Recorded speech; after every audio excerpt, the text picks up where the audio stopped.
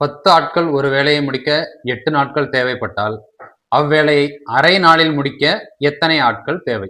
Option A B சிடின்னு இருக்கு. எதுன்னு கண்டுபிடிக்கலாம். இதுல ஆட்கள் நாட்கள் அப்படின்னு தனியாக எழுதிக்கலாம்.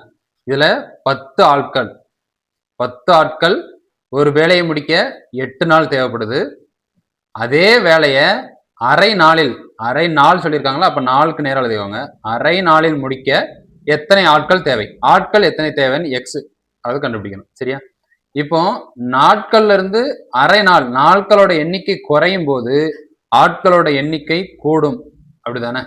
அதனால இது எதிர்மாறல். எதிர்மாறல்னா அப்படியே அடி கொடுத்துடலாம். 10 × 8 by x × அரை.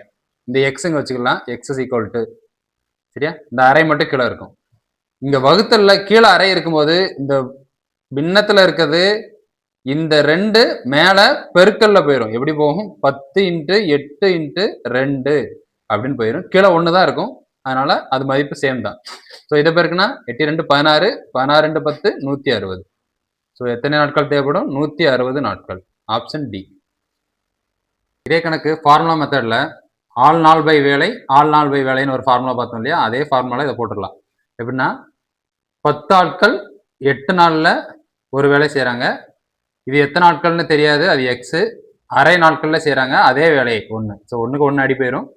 இது எப்படி இருக்கும்? எக்ஸ் மட்டும் இங்க வச்சுட்டு இந்த அரையை கொண்டு வந்தோம்னா 10 × 8 by இந்த அரைக்கு வரும்போது இங்க வகுத்தல்ல வரும். வகுத்தல்ல வரும்போது இந்த கீழே இருக்கிற 2 மேல பெருக்கல்ல போகும். 10 × 8 × இந்த இருக்கிற 2 மேல பெருக்கல்ல போயிடும். கீழே 1 தான் இருக்கும். So X. So X is equal to 8 2 16, 16 2 10 160.